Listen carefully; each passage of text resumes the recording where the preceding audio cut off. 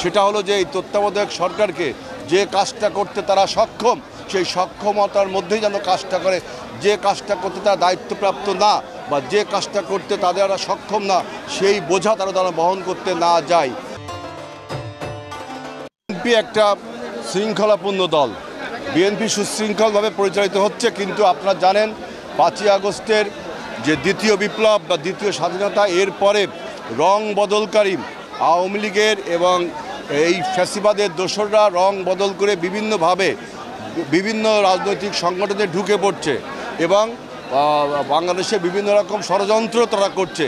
এর ফলে আপনারা দেখছেন যে মব ভায়োলেন্স হচ্ছে, শিল্প কলকারখানাগুলোর শ্রমিক অসন্তোষ হচ্ছে, আবার আপনি দেখেন আমাদের পাহাড়ও কিন্তু অশান্ত হচ্ছে।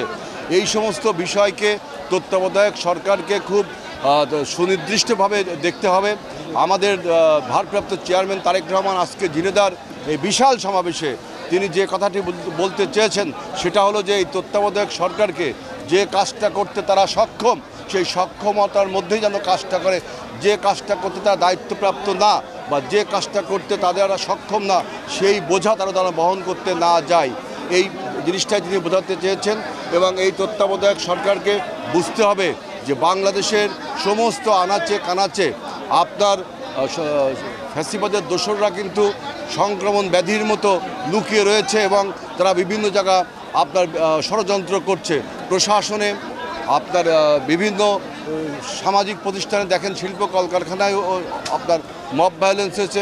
এই জন্য আমরা মনে করি যে গত 17 বছর যারা এই সমস্ত গুম খুন হত্যার সাথে জড়িত ছিল তাদেরকে অবিলম্বে গ্রেফতার করে বিচারের আওতায় আনতে হবে। কোনো রকম সাধারণ ক্ষমা তাদের জন্য প্রযোজ্য হবে না। আরেকটি কথা, আমাদের পার্শ্ববর্তী রাষ্ট্র ভারত তারা বলতে চেয়েছে যে বাংলাদেশ থেকে যদি কোনো অনুপ্রবেশকারী ভারতে যায় তাহলে তাকে পা উঁচু দিক থেকে মাথা নিচু করে উল্টো করে ঝুলিয়ে রাখবে। আজকের এই ঝিনেদার সমাবেশ থেকে ঝিনেদার মানুষ প্রতিবাদ করছে যে এই সমস্ত আপনার দম্ভক্তি অবিলম্বে প্রত্যাহার করতে হবে। বাংলাদেশ স্বাধীন হয়েছে কারো দয়ার দানে না, বাংলাদেশ দ্বিতীয়বার স্বাধীন হয়েছে তাদের নিজস্ব সক্ষমতায়। সুতরাং কোনো রাষ্ট্রের এই সমস্ত দম্ভক্তি বাংলাদেশ কোনোভাবে মেনে নেবে না এবং এই ধরনের বক্তব্য বিজেপি প্রধান এবং ভারতের স্বরাষ্ট্রমন্ত্রী অমিত শাহের এই সমস্ত দম্ভক্তি প্রত্যাহার করতে হবে।